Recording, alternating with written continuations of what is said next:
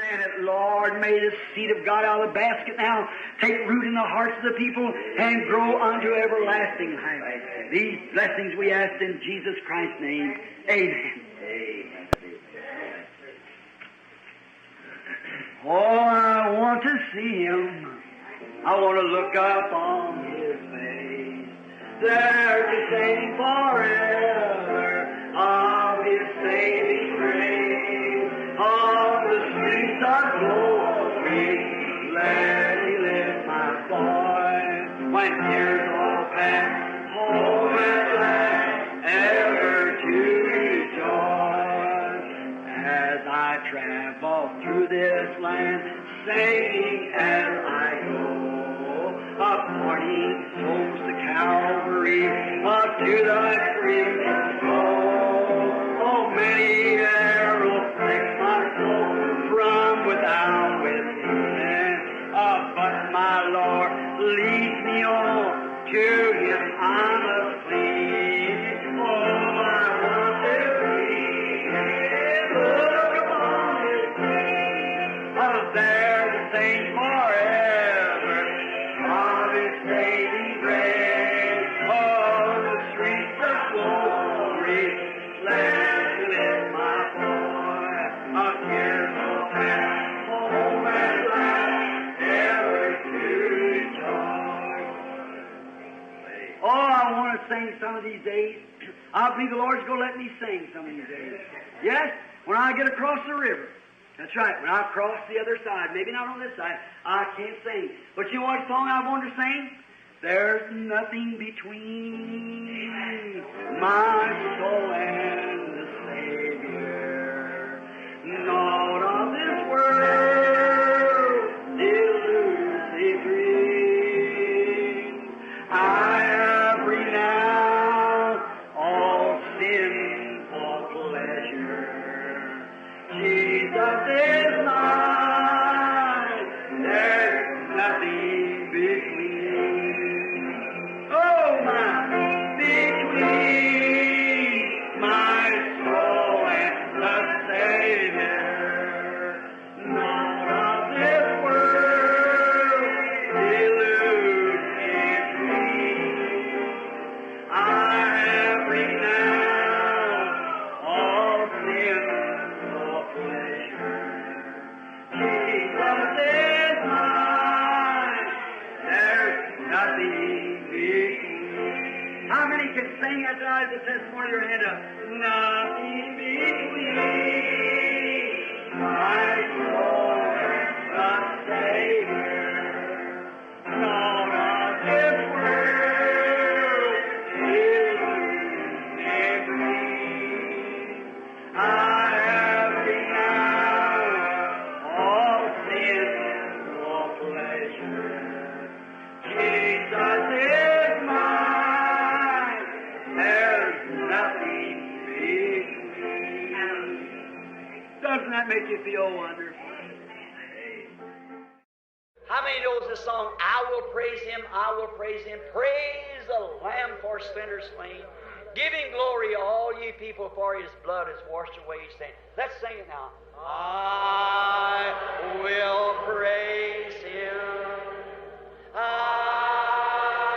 will praise Him. Praise the Lamb for sinners slain. Give Him glory, all ye people.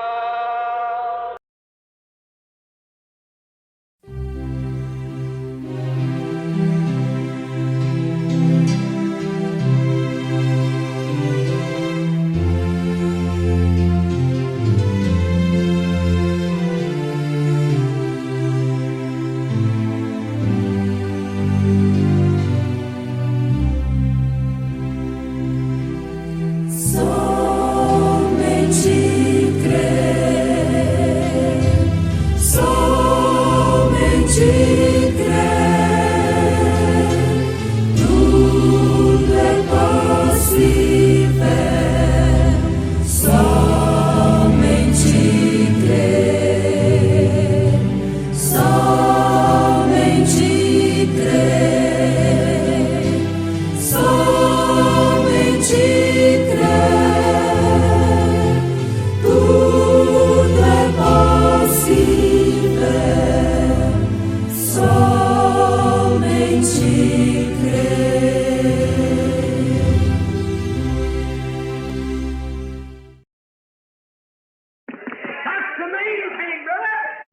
Esta é a coisa principal, irmão. If you don't know coffee from split beans, if you know the Lord Jesus Christ and the power of His resurrection, I'd rather have it anymore. Se você não sabe a diferença entre café e feijão, se você conhece o Senhor Jesus Cristo e o poder da sua ressurreição, eu preferiria ter isto do que qualquer outra coisa. Sim, Senhor. Oh, my! God anchor me there. Oh, que coisa! Deus me ancore ali. Let me rest beneath the tree, where the fountain so free flows by. Deixe-me descansar sob a árvore, onde a fonte tão livremente flui. Where the Lamb is the light, and the soul of the saved never dies. Onde o Cordeiro é a luz e a alma do salvo nunca morre. Let me anchor there. Deixe-me ancorar ali. Oh, my. Oh, que coisa! Let me sit down with the evergreen tree. Amen. When this life's journey is over, Deixe-me assentar ao lado da árvore sempre viva, quando a viagem desta vida terminar. oh, covet not this world's vain that's so rapidly decaying. Oh, não cobicem as vãs riquezas deste mundo, que tão rapidamente acabam. Seek to gain those heavenly treasures. They will never pass away. Procurem ganhar aqueles tesouros celestiais, eles nunca passarão. Oh, to God's unchanging hand. Oh, to His unchanging hand. That's right. Segure na imutável mão de Deus, segure na sua imutável mão, correto. When this journey is completed, if to God you have been true, Quando esta viagem se completar, se com Deus você foi verdadeiro, and right your holy glory, your enraptured soul. lindo e brilhante seu lar na glória, sua alma raptada vislumbrará. One of these nights, or one of these mornings, or one of these middays, your soul's going to pull from your body like a tooth being abstracted. Numa destas noites, numa destas manhãs, ou num destes meio-dias, sua alma sairá do seu corpo como um dente sendo extraído. You're walking on brittle threads that might break through at any time. Você está andando em fios frágeis que podem se romper a qualquer hora. But why I care? Why do you care? Mas o que me importa? O que te importa? For He'll lift him up with His everlasting wings. Pois ele o levantará com suas asas eternas. He'll catch him when that soul breaks out of here. There'll be someone sitting at the end of the road. Amen. Ele o apanhará quando aquela alma saltar daqui. Haverá alguém de pé no fim do caminho. I'm out to bear him up and undergird him with His everlasting arms and take him down through the valley of the shadow of death. Oh, para carregá-lo e envolvê-lo com seus braços eternos e passar com ele pelo vale da sombra da morte. To present him in her faultless and blameless before the Father. Para apresentá-lo ali sem culpa e sem mancha diante do Pai. So why would we worry? Então, por que nos preocuparíamos? Why would we care about what the world's got to say or what this or the other? Por que nos preocupamos com o que o mundo tem a dizer? Ou o que é isto, aquilo outro? As long as we got God's unchanging hand on, what do we care for? Contanto que tenhamos a mão imutável de Deus na nossa, para que nos preocuparmos?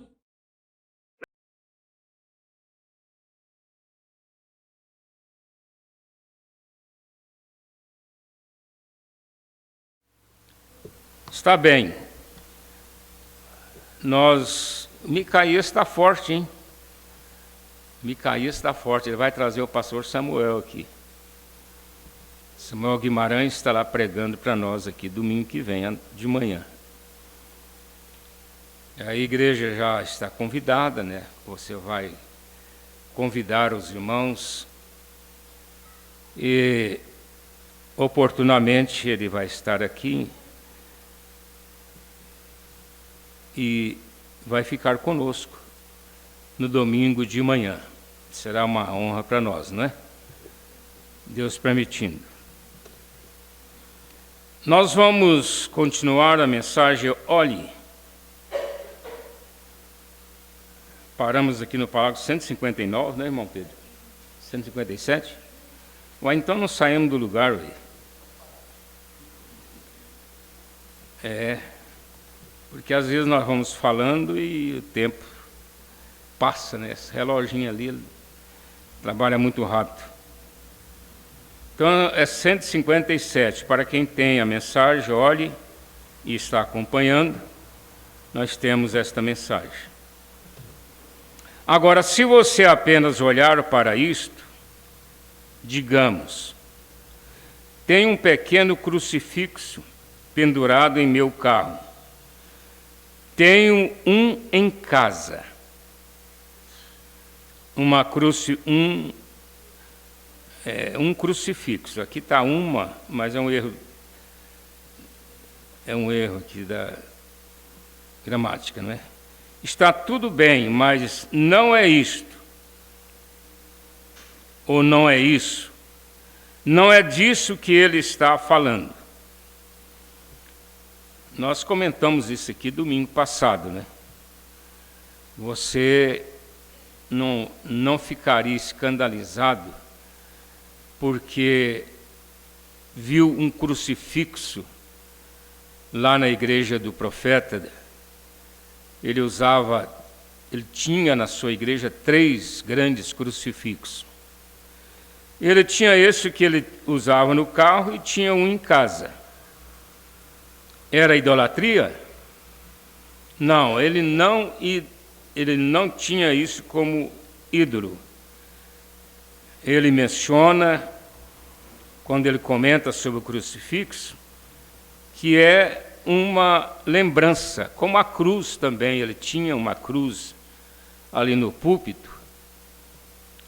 Ele disse que aquilo ali era uma lembrança da morte do Senhor Jesus Cristo, tanto o crucifixo como a cruz, porque a cruz representa o cristianismo.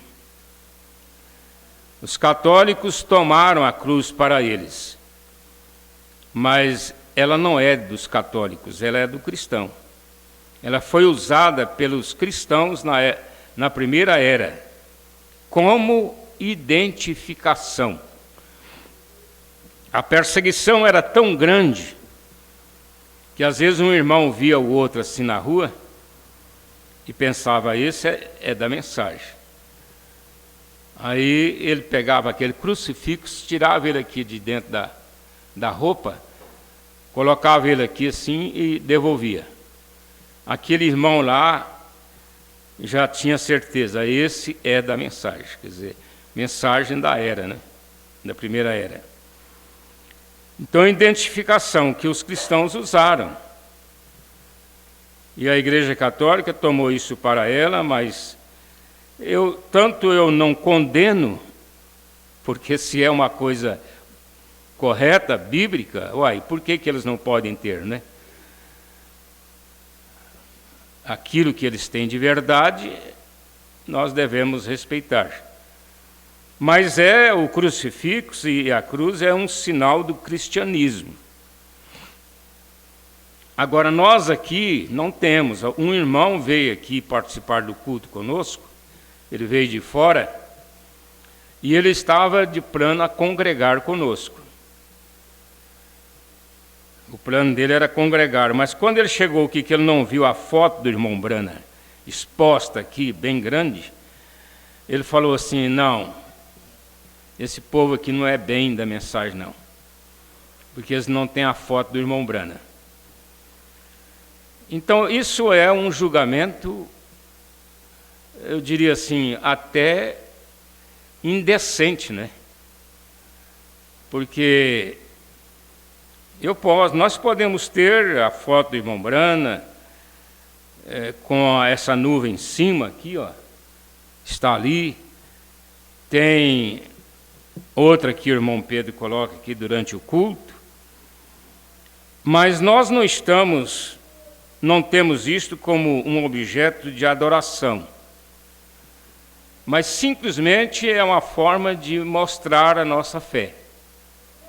Quando essa nuvem que está sobre a cabeça do profeta foi fotografado, aquilo ali mostrava que Deus estava presente naquele culto, naquela hora em que ele estava orando ali pela uma pessoa enferma. Nós temos essa outra nuvem que mostra os 7 anjos formando o rosto de Jesus, porque isso apareceu lá nos céus, foi fotografado, estudado pela maior autoridade do mundo, FBI, a Polícia Federal dos Estados Unidos. Ela foi examinada e comprovada que realmente era um ser sobrenatural. Esse resultado foi publicado na revista Life, uma revista de grande nome mundial, né? Ela é dos Estados Unidos, mas ela tem repercussão mundial. E está lá nos Estados Unidos, em Washington, capital dos Estados Unidos, em um museu onde tem uma galeria que eles mostram todas as coisas sobrenaturais do século. E essa foto foi a única coisa sobrenatural do século XX, que está lá até hoje, eu creio, lá em Washington, na Casa de Arte Religiosa, como um único ser sobrenatural em todo o século. Quer dizer, os Estados Unidos estudou isso. Agora, os teólogos dizem que é idolatria, né? É porque eles idolatram este homem lá, então colocam as fotos dele lá para ser idolatrado, como o crucifixo, né? Não é isso. Nós não temos isso para ser idolatrado. Temos como um tipo, como uma forma de mostrar o cristianismo. Agora, o que nós não temos aqui e não aceitamos são imagens de santos, porque eu gostaria muito de ter uma foto original de Paulo, de Pedro, até mesmo dos mensageiros da era, Columba, Martim. Hoje nós temos aí pinturas como de Lutero, mas quem não gostaria de ter uma foto desta, né? De Paulo, de Pedro, para você colocar lá na sua casa, um memorial, né? Como memorial de um apóstolo que foi o mensageiro, profeta para a primeira era da igreja. Claro que nós teríamos o prazer. Então, hoje nós temos o prazer de ter fotos do profeta desta era, que foram a imensidão, não é, de fotos. Temos fotos do pastor Joaquim Gonçalves, Jonas Pimentel, Ivaldo Pedro, Adil de Souza Sena, de todos os pastores. Se nós formos pegar ali no nosso computador, nós temos muitas e muitas fotos, até mesmo aqui da igreja de Iporá. Então, estas coisas, o irmão Brana usou como ajuda.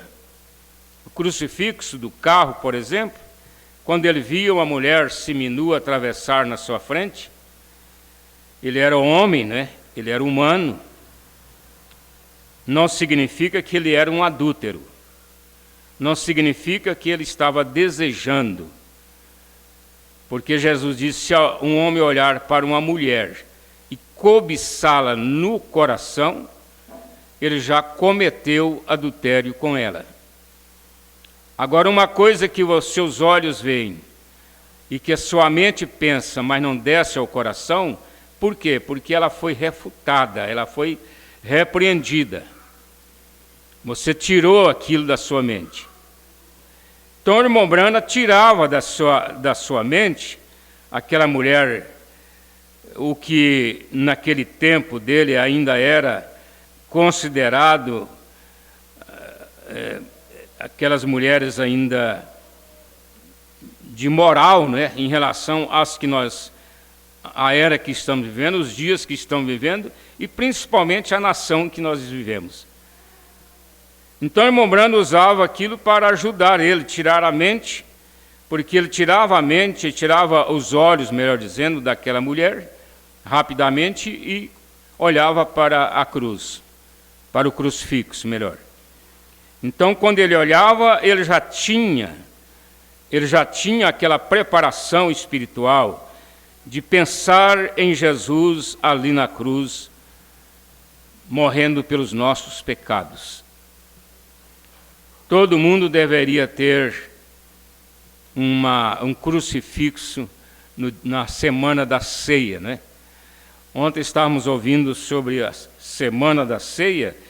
Eu disse assim, olha, eu não estou muito preocupado com essas coisas, não. Semana da ceia, temos que ser mais crentes, né? Temos que dedicar mais, temos que orar mais, jejuar, porque é semana da ceia, temos que pedir perdão e consertar as coisas erradas. Não, o cristão, ele está buscando essas coisas, ele está fazendo essas coisas em qualquer dia da vida. Não é só a semana da ceia, não. Porque, na verdade, a semana da ceia, ela é uma semana que você tem mais lembrança, não é? Lembrança do Calvário, de Jesus ter morrido, ressuscitado. E quando você toma a ceia, o que vai acontecer esta noite conosco? Aí você está testemunhando a morte dele. A ceia lembra a morte. Agora, a sua vida, o que você produz na sua vida, testifica da sua ressurreição. Porque a morte sem a ressurreição, ela não teria nenhum valor. Então nós temos que ter a morte e a ressurreição.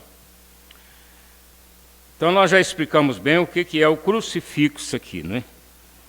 Eu sei que pode surgir perguntas de pessoas que estão novas na mensagem e para elas isso aqui é uma novidade, né?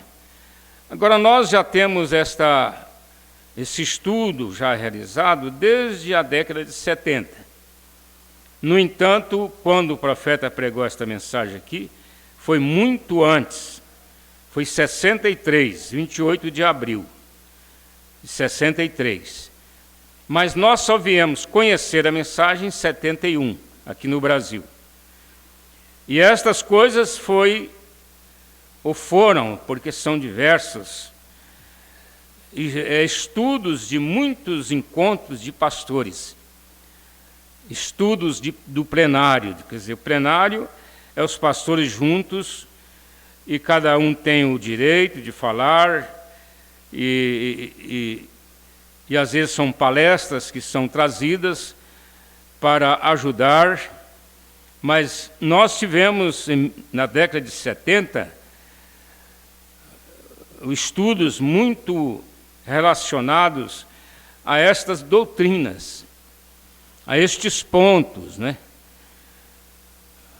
Pontos que nós tivemos ali. Então aqui, irmãos, eu já estou comentando com vocês sobre a diversidade das igrejas, a diferença das igrejas. Por que umas podem ter coisas que pode causar até inveja, né? Uma inveja santa. Porque é uma multidão, é uma igreja grande, com toda a condição, né? Eu espero que todos os irmãos aqui compreendam isto, porque você tem uma variedade de opiniões. Se for dar tempo, né, para as opiniões, nós temos uma variedade de opiniões. Eu tive um tempo que eu criteriosamente tinha culto nas congregações de 15 em 15 dias. Eram Cachoeira, Piloândia, Diorama, Fazenda Nova, Santa Fé. 15 em 15 dias eu estava em uma destas congregações. Aliás, uma destas não, cada uma com esse espaço de 15 dias. Mas os próprios irmãos foram tendo dificuldade com isto. Às vezes nós ligamos, porque eu tenho que ligar, né? Tenho que usar o telefone para os irmãos lá numa congregação, e eles falam: não, pastor, deixa para tal dia, porque agora o fulano está viajando, a irmã foi operada, ela está internada. E outros falam assim: não, pastor, é que nós estamos gripados, muito gripados, o senhor deixa para ver outra hora. Essa semana mesmo nós não fomos em Diorama, porque as irmãs estavam passando por essa crise de gripe, né? Então pediram para prolongar. Então é uma situação, porque são 4 irmãos, falta 2, aí você vai ter o culto só com 2, né? Não tem problema nenhum, eu posso ter só com 1 irmão. Mas 6 irmãos, uma família viajou, e aquela família às vezes é a que faz tudo ali, é que limpa a igreja, é que busca um irmão fora, como acontece lá em Cachoeira, buscam lá em Aurilândia, os irmãos levam para trás, né? São 2 irmãos que vêm lá de Aurilândia, então precisam dessas pessoas. E nós temos que entender esta situação. Agora eu vou chegar lá e vou bater neles e gritar com eles, e falar: por que vocês não querem reunir, por que nós não temos culto aqui de 15 em 15 dias e tal, vamos fazer um companheirismo aqui, vamos cantar corinhos animados, e vamos fazer isso e aquilo. Eu não posso chegar lá e cobrar isso deles. Não posso, eu tenho que entender a diferença. Eu já falei aqui, e volto a falar para vocês entenderem. O que faz a diferença, às vezes, numa igreja grande, não é o pastor, é o povo. É o povo que faz a diferença. Agora, você tem que saber como usar isto, né? Você tem que ver que Deus sabe que você é um pecador e que você confessou os seus pecados.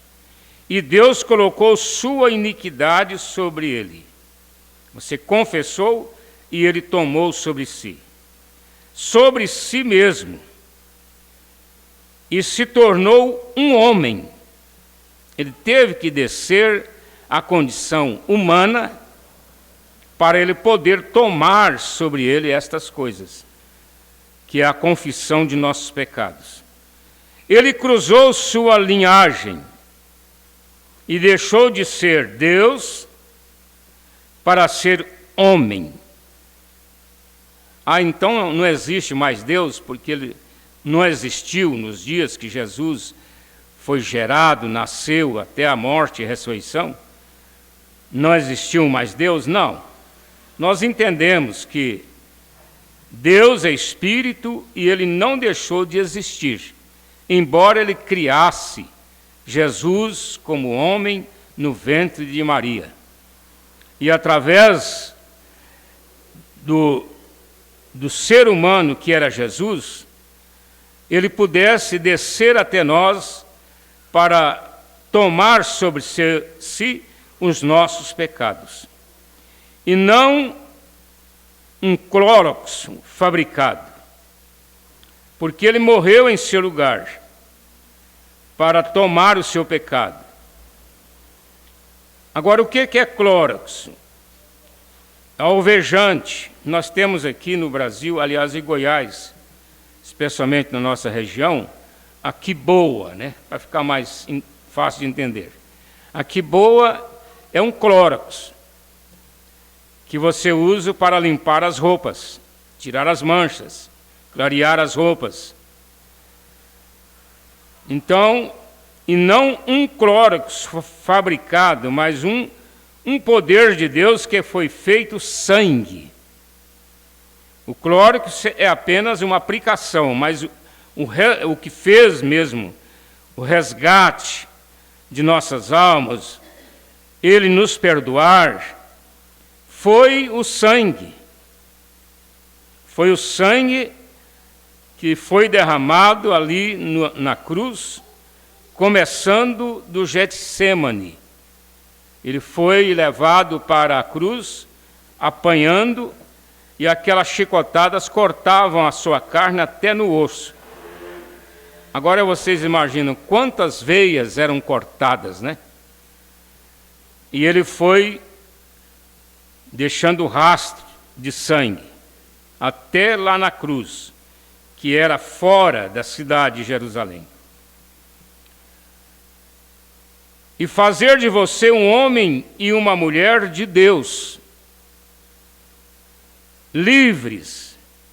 Aí está você.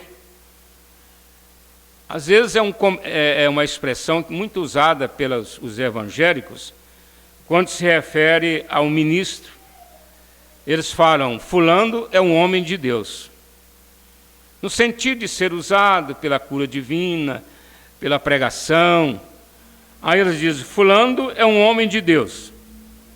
Mas, na verdade, o homem de Deus é você também, irmã, uma mulher.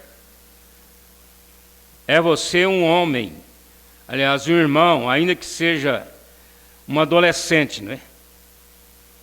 Você é o homem de Deus. Por quê? Porque, vou repetir aqui, Deus que foi feito sangue, para que ele pudesse tirar o seu sangue pecaminoso do desejo sexual e fazer de você um homem e uma mulher de Deus, livres. Aí está você. Por que o Mombrana menciona aqui o sangue sexual? Porque o sangue de Jesus foi criado sem a participação sexual. Ele foi gerado dentro do ventre de Maria sem participação nenhuma de prazer sexual, né? Porque qualquer criança hoje, nossa, sabe já como nasce uma criança, como a criança vem à Terra, né? Não são todos, mas eles já têm uma curiosidade para isso. Agora, Jesus não passou por essa condição, né, de prazer sexual, mas foi colocado ali um óvulo, não é no óvulo de Maria, não, mas foi colocado no ventre de Maria um óvulo fecundado, que o próprio Deus criou. Aquele óvulo, ele foi criado com dentro dele o gens que era Deus, que veio a nascer e ser conhecido como o Senhor Jesus. O que você tem olhado? Você diz, eu pertenço às Assembleias de Deus, eu pertenço à Pentecostal Unida, eu pertenço aos metodistas, aos batistas. Você ainda está perdendo o foco. O que é perder o foco? É errar o alvo. Você ainda está errando, porque você pensa que, sendo de uma igreja ou de outra, tendo um cartão de membro ali daquela igreja, você tem garantia de salvação. E não é. Igreja, ainda que seja tabernáculo da fé, é um povo reunido, congregando em um lugar na mesma fé. Porém, o tabernáculo da fé em si não faz nenhuma pessoa salva e muito menos arrebatada, porque nós vamos ter o rapto e vai ser levado somente as pessoas que são cheias do Espírito Santo, é que vai estar no rapto. É um evento, eu estava pensando há pouco que o maior evento que nós esperamos acontecer na terra, de agora para frente, é a ressurreição dos santos que estão na sexta dimensão, encontrando-se com os irmãos que estão preparados aqui na terra, com a fé perfeita para ser transformados, e aí juntamente ser arrebatados, ser levados no rapto. Então olha só que coisa tremenda você está esperando acontecer.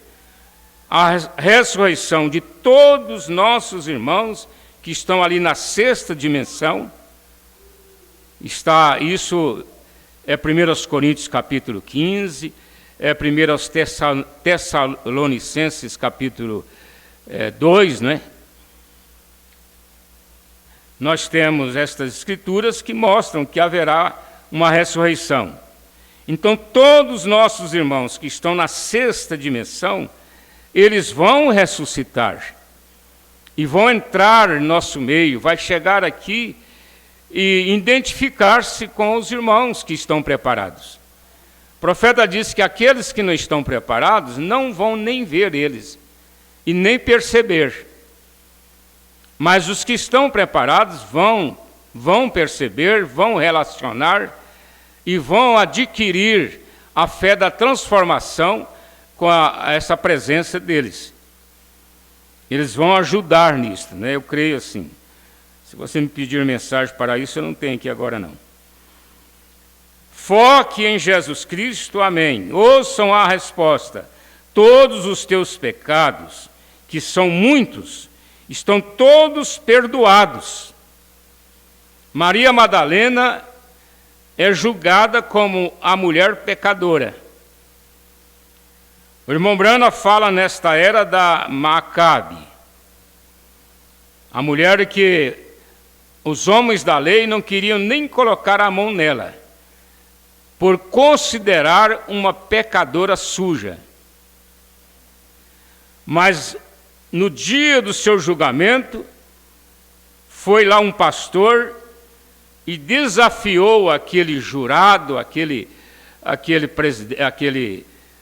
juiz ali, mostrando que o Senhor Jesus Cristo derramou seu sangue no Calvário e perdoou ela, porque à medida que a pessoa reconhece e aceita, não é?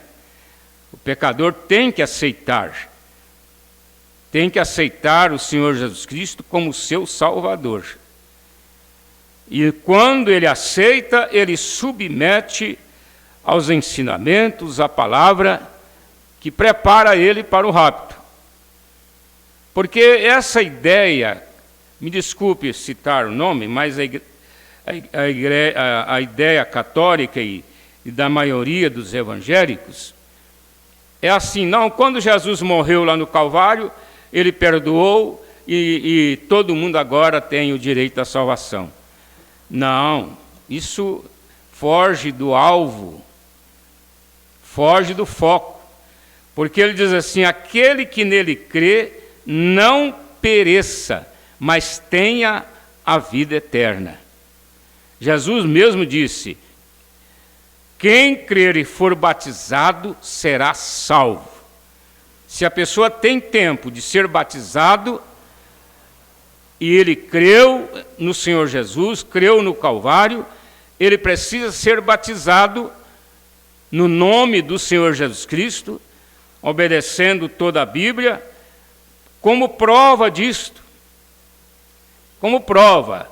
Você fala assim: irmão, você creu no Senhor Jesus? Crie. Você crê que você será raptado? Creio.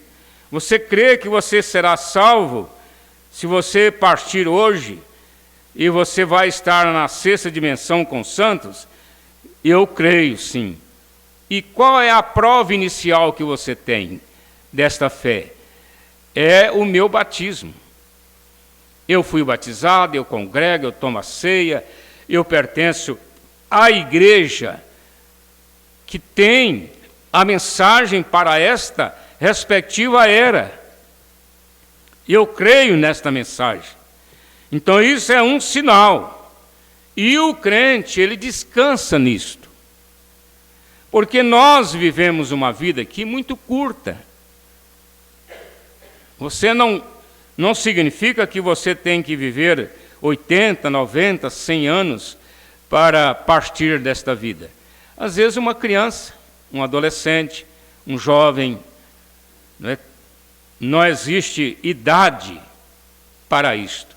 Agora, se você é salvo, a hora que você atravessar o rio, é uma força de expressão, porque eu penso que não existe rio ali, um rio literalmente, mas é uma força de expressão, né? Quer dizer, sair dessa vida e passar para outra. Você vai chegar ali na sexta dimensão e adentrar ali naquela sexta dimensão simplesmente no estalar de dedo. Por quê? Porque você sai desta e entra na outra. Ou vai para a sexta ou vai para a quinta. Se não for salvo, vai para a quinta. Mas se for salvo, vai para a sexta. E como você pode descansar nisto?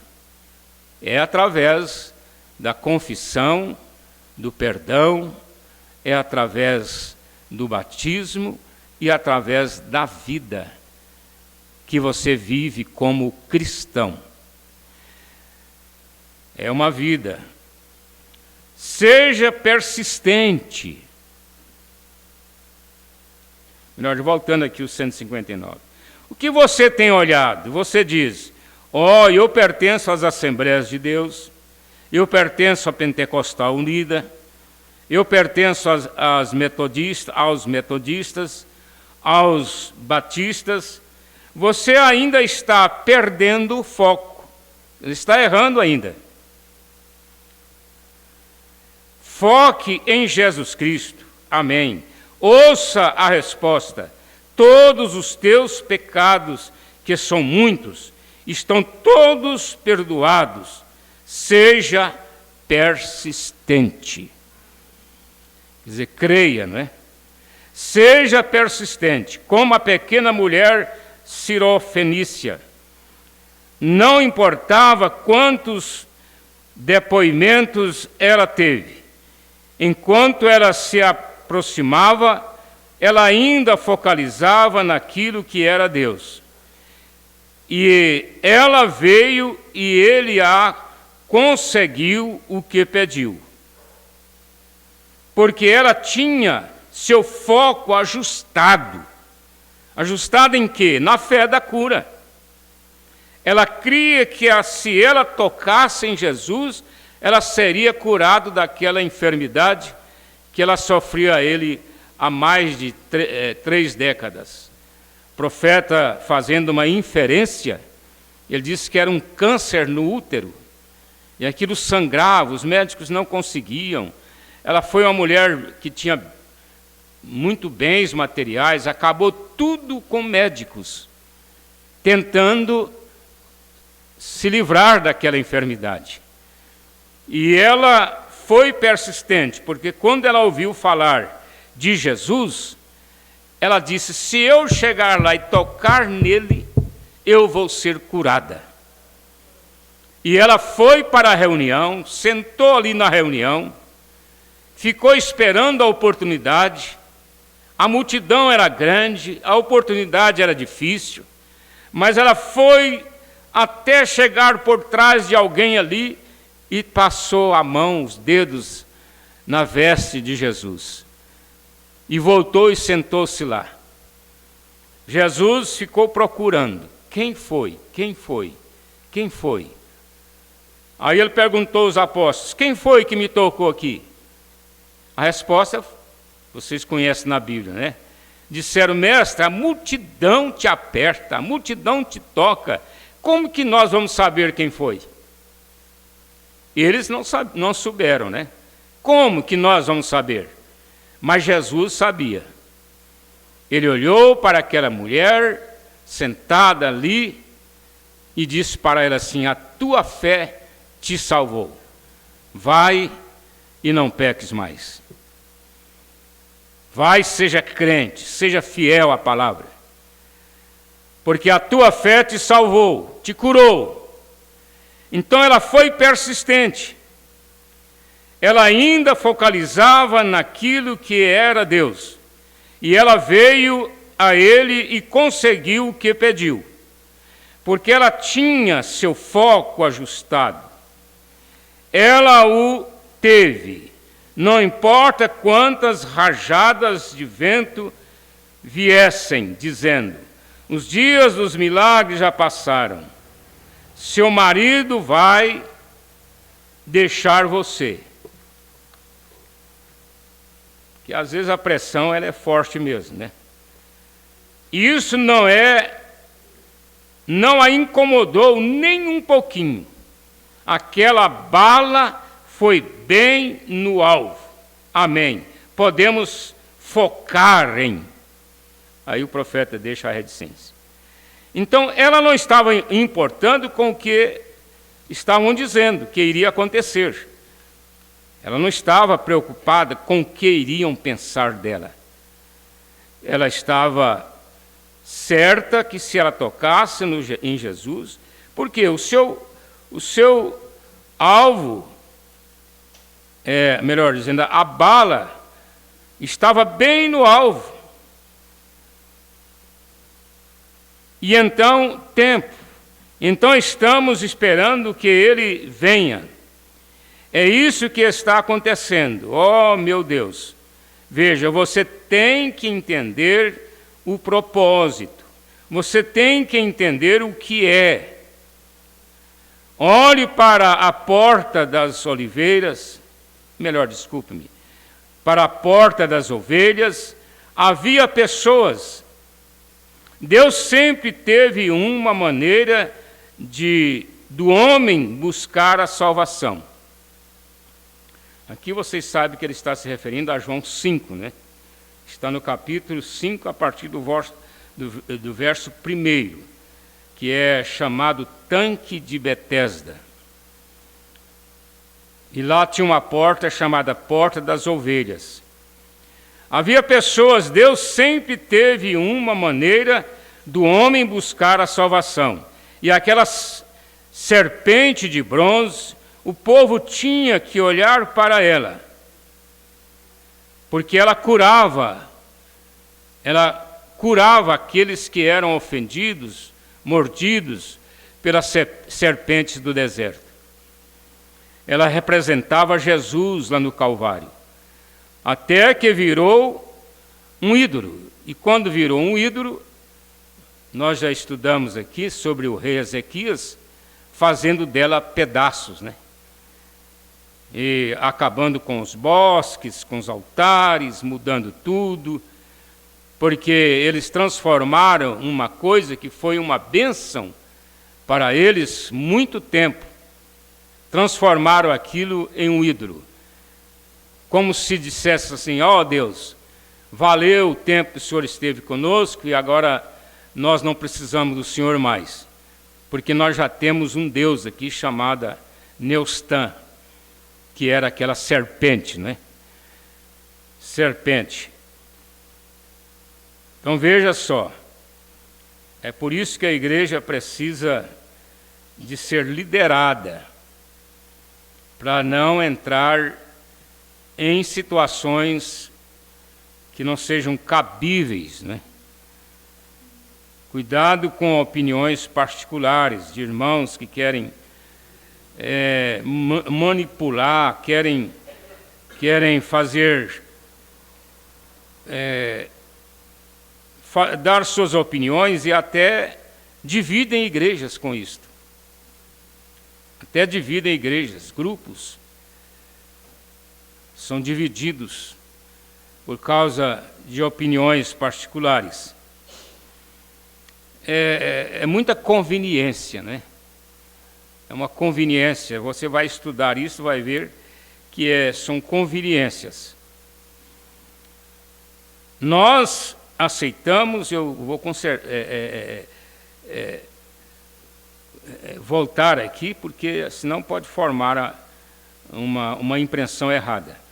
Nós aceitamos opiniões dos irmãos, é claro que aceitamos.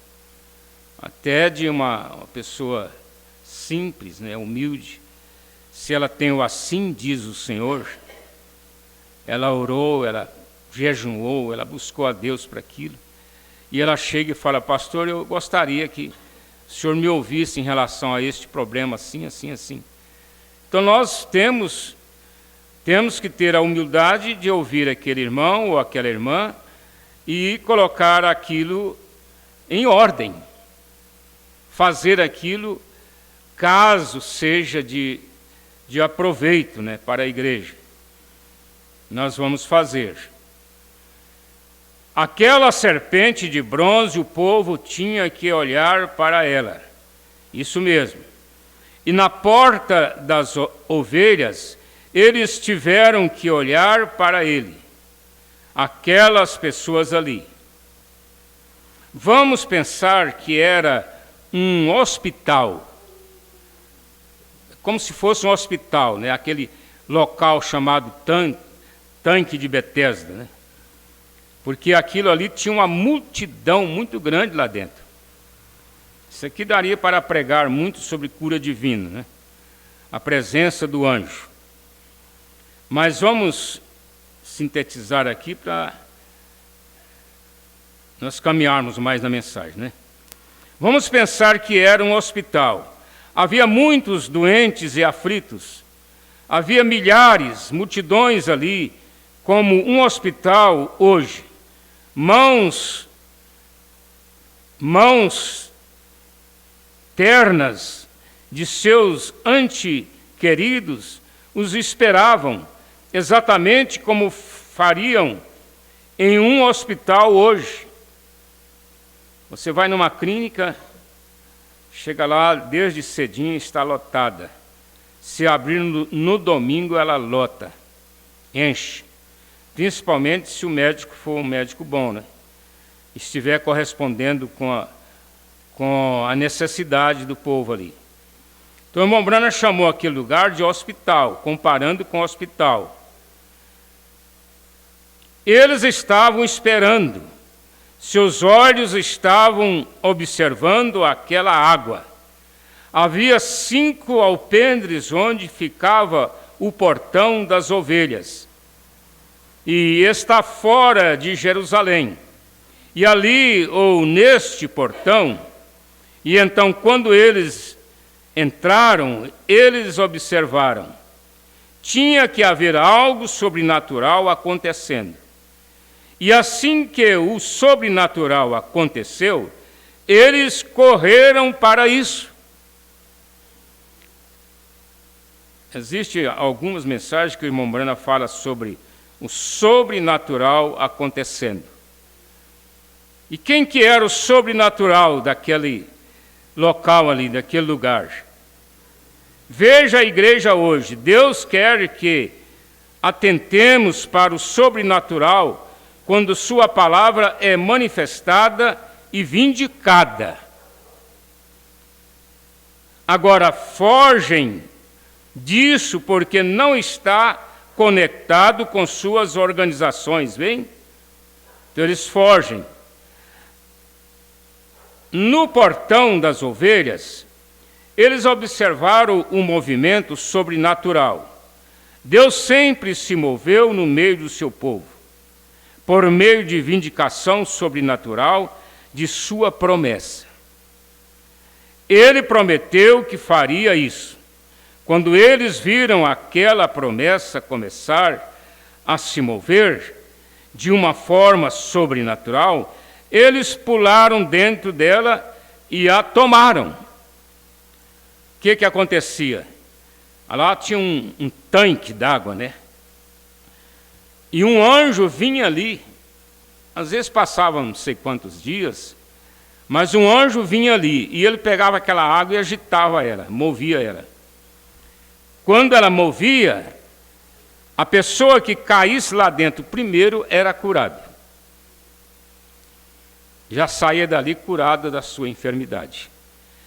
Agora, ligando isso aqui com a mensagem do irmão Brana, o profeta, ele fala sobre o anjo é que ministra a cura divina. Sempre foi um anjo. Sempre foi um anjo.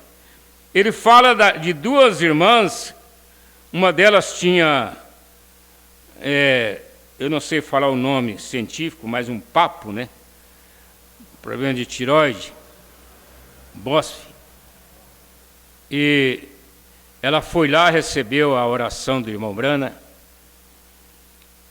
e foi embora para casa. Ela cria que Deus havia curado ela. E ela estava lá no outro dia de manhã, lavando as vasilhas. De repente, houve uma manifestação sobrenatural ali e ela foi curada. E ela começou a gritar e a louvar a Deus. De repente, ela ouviu outra gritando lá na quadra dela, né? Uma outra irmã lá gritando e louvando a Deus. Aí ela foi lá e a irmã tinha sido curada. E o mesmo anjo que passou na casa da primeira irmã, passou na casa da segunda irmã e curou as duas. Aí o profeta diz, o anjo do Senhor estava visitando aquele bairro naquele dia. Que ele esteja aqui para nos visitar também, né? O anjo da cura divina. Então ali tinha aquele anjo que agitava a água. Agora Jesus foi lá. Você ficaria perguntando assim, por que ele não falou assim, todos que estão aqui dentro sejam curados, volte para suas casas curados, eu sou Jesus, eu sou Deus em carne, e começasse ali a abrir os olhos dos cegos, levantar os paralíticos, e aquilo daria uma festa sobrenatural, todo mundo ia embora curado para casa, porque ele tinha poder para isto. Mas ele não fez isso, ele entrou caladinho, foi lá num homem que estava sentado ali, que já sofria daquela doença dele há 38 anos. Nós pensamos assim, poxa, então esse homem estava ali naquele local há 38 anos? Não, ele não estava ali há 38 anos. Ele sofria daquela doença. A Bíblia não fala quantos dias fazia que ele estava ali. Mas ele sofria daquela doença há 38 anos. Vamos acompanhar o irmão Brana aqui. Veja a igreja hoje. Deus quer que atentemos para o sobrenatural quando sua palavra é manifestada e vindicada. Agora, fogem disso porque não está conectado com suas organizações? Ou melhor, fogem porque não está conectado, não encaixou com a sua denominação. A minha igreja não crê nisto, meu pastor não crê nisto. Então, no portão das ovelhas, eles observaram um movimento sobrenatural. Deus sempre se moveu no meio do seu povo por meio de vindicação sobrenatural de sua promessa. Ele prometeu que faria isso. E quando eles viram aquela promessa começar a se mover de uma forma sobrenatural, eles pularam dentro dela e a tomaram. Hoje mesmo, agora, o Espírito Santo, o poder sobrenatural de Deus, está na terra, movendo, mostrando coisas. E as pessoas fogem dela, ao invés de entrar nela. A palavra feita carne e vindicada, as mesmas coisas que Ele fez e prometeu que faríamos, as mesmas coisas. E se não estiver conectado com seus grupos, não tem nada a ver com isso. Quer dizer, não aceitam, não é? Porque não está conectado, dá licença, irmãos, não está conectado com seus grupos. Nada a ver com isso. Isso mesmo. Jesus foi e encontrou uma pessoa em toda a igreja. Você diz, Deus cura todos? Faça essa pergunta. Deus cura a todos? Aí o profeta diz, não, Senhor.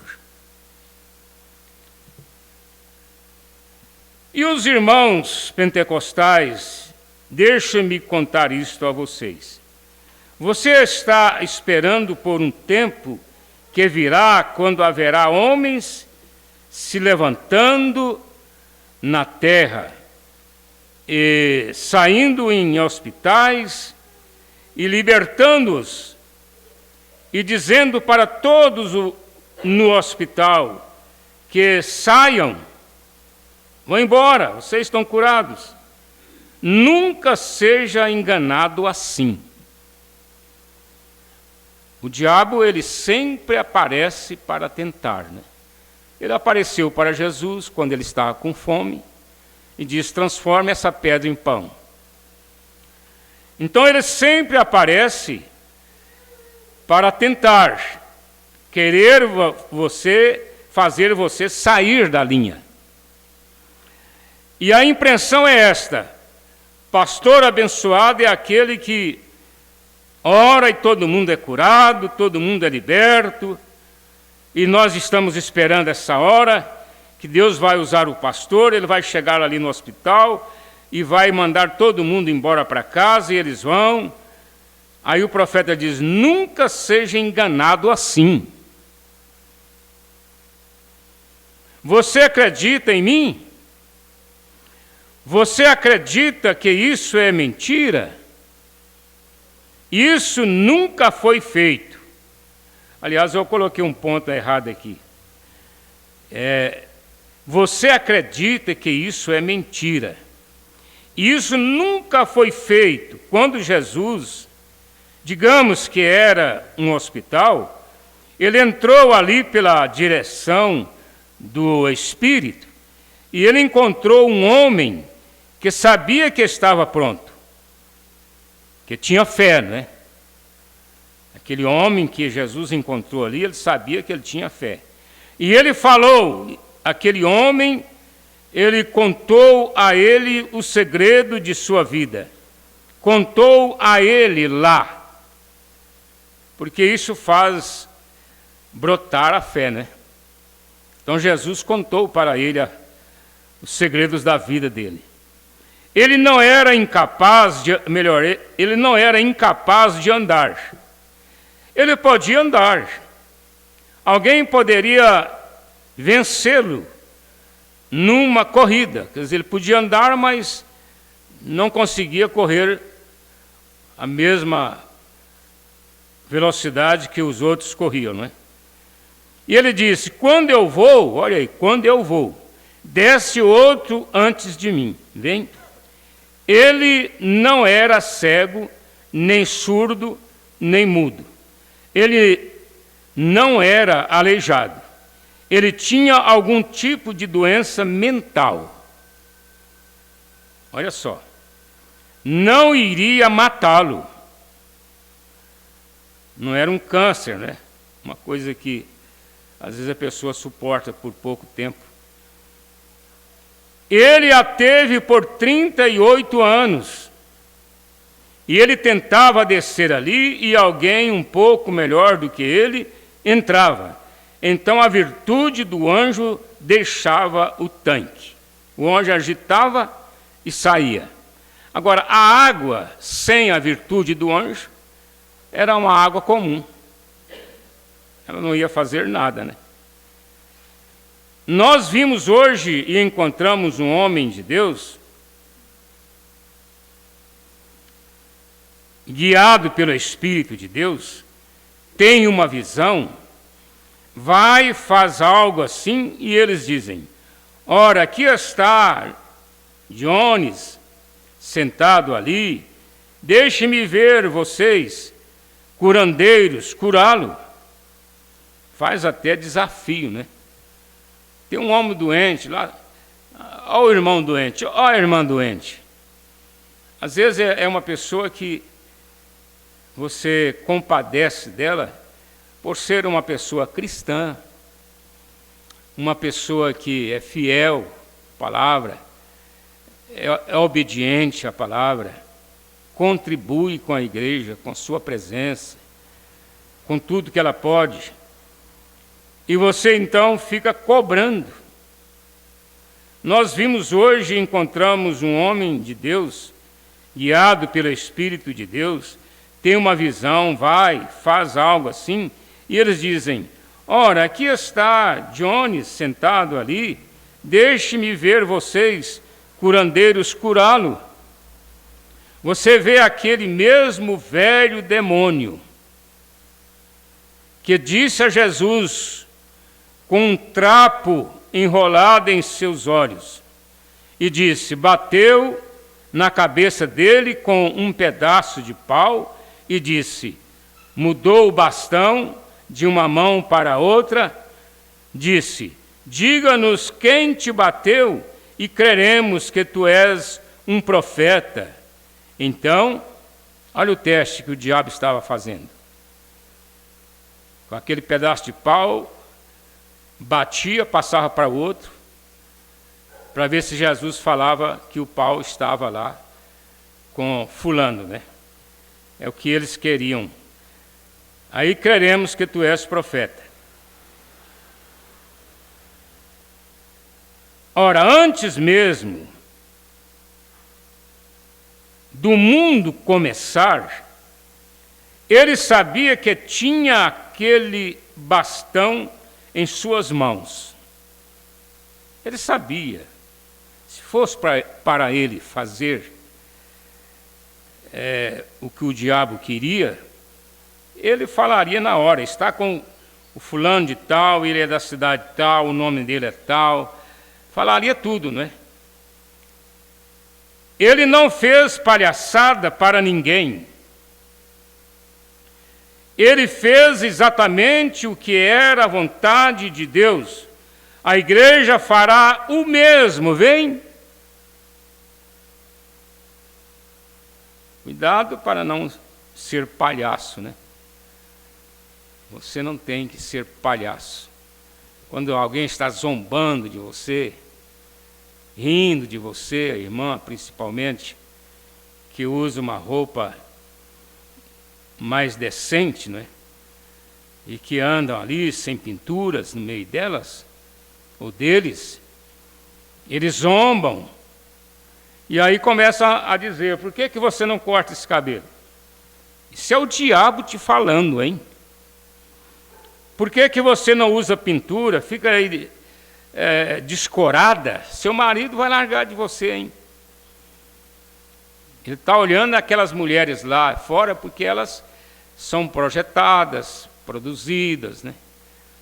Tem aquele batom, tem aquele rosto coradinho, e aquele cabelo cortado, aquele brincão bonito. Aí ele está olhando para elas, porque você está feia, não é? Você está horrível. É o diabo falando para vocês. Tem certeza, eu não engano, irmãos, eu falo com toda certeza, é o diabo te desafiando. É o diabo te desafiando. Então, ele não fez palhaçada para ninguém. Porque você pode chegar em casa, cortar o cabelo, ir lá no salão, cortar o cabelo, fazer uma pintura, colocar uma roupinha apertada, curta, e rebolar na frente do marido e falar, agora eu estou não me lembro o nome certo, mas eu estou pronto agora. É assim que você queria? É assim que você queria? Quer dizer, você está fazendo o quê? palhaçada. Vai começar, já parece com palhaça mesmo, né? Usando pinturas e essas coisas todas, né?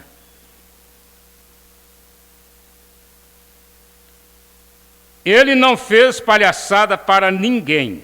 Ele fez exatamente o que era a vontade de Deus. A igreja fará o mesmo, vem?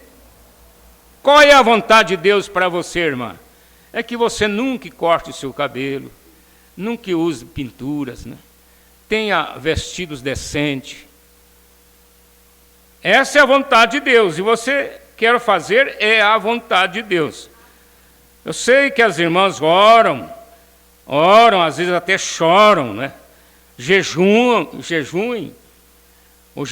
para ter isto, para ser esta pessoa que você quer ser na hora do rapto. Nós lutamos por isto. Então o portão das ovelhas, mas eles estavam olhando alguma coisa, eles estavam procurando por algo. Agora, se eles dissessem, bem, iremos até lá e veremos o que o resto deles faz. Vamos ver o que isso parece sobrenatural. Eles nunca receberam nada. Mas é aquele homem que teve que se esforçar, não sentar lá atrás, mas na frente. Aquele homem que esperou pelo chamado ao altar, aquele homem que esperou para ver algo sobrenatural. Isso é o que, irmãos? Interesse. A pessoa entrou na igreja, ele está interessado, ele está buscando o sobrenatural. Como este homem aqui, o filho do irmão Williams, criado em uma família pentecostal, porém cada vez estando em uma reunião onde seu pai se sentiu guiado a enviá-lo, e ali aquele jovem de pé, e ele viu a mão sobrenatural de Deus, rapidamente ele se tornou um cristão.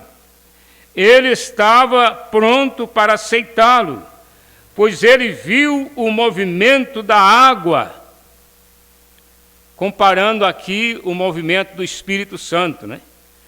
Então essa pessoa estava pronta, ele estava interessado. É muito difícil, irmão, você pregar a mensagem para uma pessoa que não está interessada naquilo.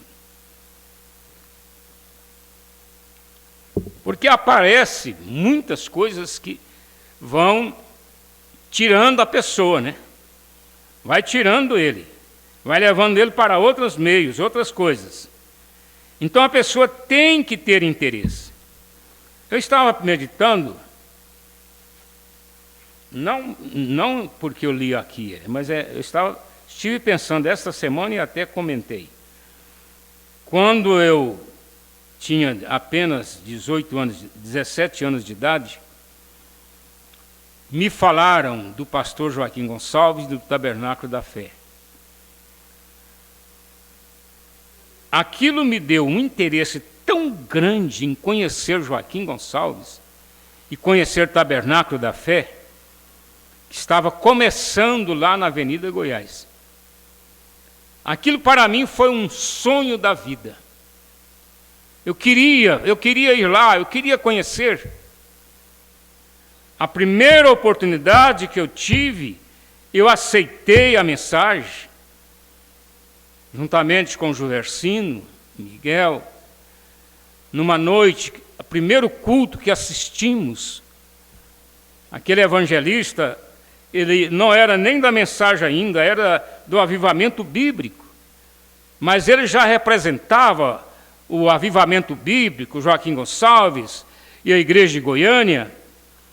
E naquela noite, 31 de dezembro de 69, ali pelas 9 da noite, quando aquele evangelista estava pregando, eu ficava ansioso por ele dar uma oportunidade para mim aceitar o Evangelho e ir para aquela igreja. Estava ansioso. Quando ele terminou, ele disse: agora quem deseja aceitar o Senhor Jesus como seu Salvador, vem aqui à frente. E nós fomos correndo para frente. Fomos correndo. Então havia um desejo. Eu sei que tem coisas que é um pouco diferente. Tem gente que assiste os cultos 10 anos, depois é que aceitam e se tornam bons crentes. Mas, aprovando aqui o que o profeta disse, olha só, como este homem aqui, o irmão William, era um jovem que foi enviado ali na reunião do irmão Branham, e ele estava muito interessado no sobrenatural. E se tornou um cristão, ele aceitou a mensagem. Ele estava interessado. Ele estava pronto para aceitá-lo, pois ele viu o movimento da água. Não era o tanque de Siloé, era a mensagem do profeta desta era. Era a mensagem que o William Branham estava pregando, era ela o movimento das águas. É onde Deus está agitando, é onde Deus está falando, é onde Deus está movendo. Você deseja entrar ali, como esse jovem William. Ele estava pronto para aceitá-lo, pois ele viu o movimento da água. Ele sabia que havia algo sobrenatural. Não é um juntar-se à igreja, apertar as mãos, mas 1 milhão em 44, mais 1 milhão em 44, era o nome de uma campanha da Igreja Batista na época, diz o tradutor. Então, essa campanha chamava mais 1 milhão em 2023, né? Nós poderíamos trazer para a nossa hora presente. Então, é apenas um movimento religioso, ou uma nova igreja, um novo edifício, algo novo. Porque nós somos tentados a pensar nisso, né? Numa igreja nova, numa igreja cheia, numa igreja que tem isso, tem aquilo. Era uma nova vida que veio por um movimento sobrenatural que eles esperavam que acontecesse. Eles conheciam cada estação, então desciam e esperavam por aquele acontecimento.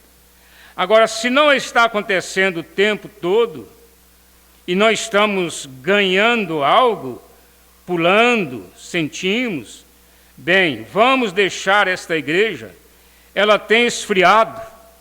Quem sabe alguém tem pensado isso de nós, né? Algum irmão aqui ou irmã. Essa igreja esfriou.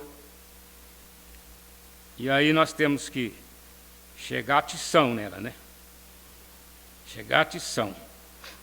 Nós tivemos há uns anos passado aqui, uma irmã estava vendo o filho dela esfriar na fé, e aí pediu companheirismo. Vamos segurar os jovens, vamos trazer os jovens, vamos segurar os jovens.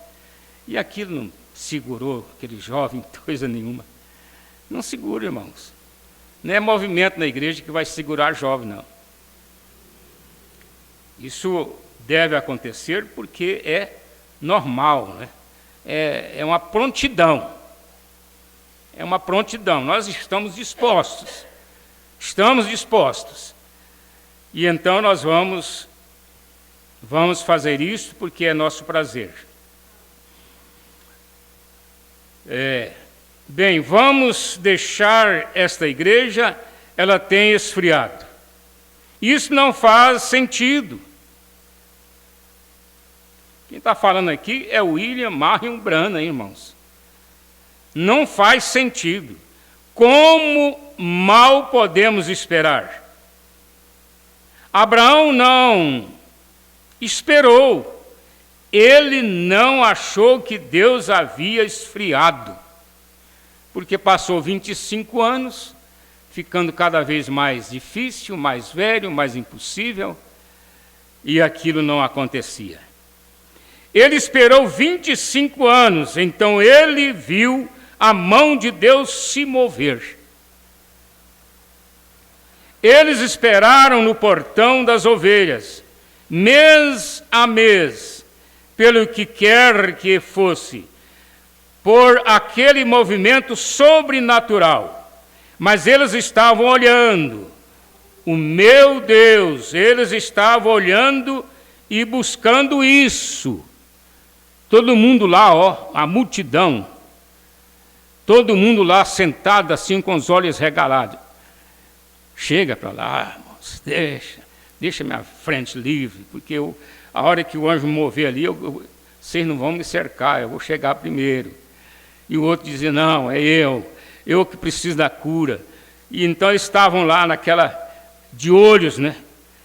E o anjo estava lá cuidando de outras coisas, e eles lá de olho no movimento da água. Estavam olhando, oh meu Deus, eles estavam olhando e buscando isso. E hoje perdemos aquela visão. O Pentecostes, nós perdemos algo. Olhemos para Cristo, nossas denominações se espalharam até que se foram, e agora estamos lutando e tentando conseguir mais e maiores igrejas e classes mais altas e pregadores mais bem educados e coisas assim. E o que temos? Essa educação aqui é estudo, né? É teologia. E o que temos? Nós nos afastamos da própria coisa que Deus nos disse para olhar. O que você está olhando? Faça essa pergunta para você. O que é que eu estou olhando? Olhe e viva. Isso é o que devemos fazer se queremos viver. Olhe e viva. Agora, nós vamos... Hoje é mês 9? 1/10. Vocês estão ficando só velhos, né? Graças a Deus. Nós vamos parar aqui, irmãos. Eu acredito que nós já tivemos aqui um grande estudo, uma grande mensagem para a igreja. Se tem irmãos nos ouvindo nas congregações, aqui está um estudo que vocês precisam estar familiarizados com ela. É exatamente como você se comportar, como você agir, como você fazer. Não vai em ondas, não vai em interesses particulares, mas siga o caminho com temor e reverência. Espere a água mover-se. Aí você estará sob a bênção de Deus. Pai Celestial, nós oramos agora que o Senhor nos dê esta água agitada pelo anjo do Senhor, que o Espírito Santo venha mover a Tua palavra sobre nós, ó Pai. Nós temos necessidade que a cura divina seja movida sobre nós. Isaías 53 e Marcos 16 possa mover sobre nós. Também, ó Pai, Mateus 24 e todas as Escrituras, que o Senhor possa nos ajudar nesta hora, nos conceder a graça e a misericórdia, em nome de Jesus Cristo. Nós te agradecemos e pedimos ao Senhor abençoar a todos os nossos irmãos nas congregações, através da internet. Nós te pedimos e agradecemos em nome de Jesus. Amém. Eu quis referir a Mateus 28, né? É uma escritura que deve ser movida. Deixa eu pegar aqui o nome dos irmãos que nos acompanharam durante esse culto, né? Eu acredito que nós tivemos muitas pessoas, como o irmão José Carlos, família, é um irmão da Assembleia de Deus, mas é uma pessoa de um espírito muito bom. E ele tem nos acompanhado aqui pela internet. Deus te abençoe. Irmão Servino, lá em Fazenda Nova, a irmã Priscila, lá em Paris, como sempre, né, está ligada conosco aqui. O irmão Baiano, lá em Fazenda Nova, lá no sítio. Deus abençoe a sua vida, a sua família. Que essa mensagem possa te ajudar. A irmã Divina em Piloândia, irmão José Antônio e família em Cachoeira, e irmão Valdivino e família em Serra do Facão. Deus abençoe vocês todos, e aqueles que ainda vão ver aqui, a irmã Neuza, irmão José Maria, irmão José Maria está ligadinho, né? Lá em Surami, próximo de Altamira. Deus abençoe vocês aí, irmão José. Deus dá a direção para vocês. Nós pedimos em nome de Jesus. Que Deus acompanhe, irmãos, até a noite. Nós estaremos aqui a partir das 19 horas, aliás, a partir das 18h30, porque nós vamos ouvir mais uma mensagem do irmão Brana. Agora, com essas novas mensagens, o irmão Pedro escolheu uma mensagem de ceia, né? Então, vamos estar aqui à noite para a ceia do Senhor. Deus abençoe vocês. Vão com Deus.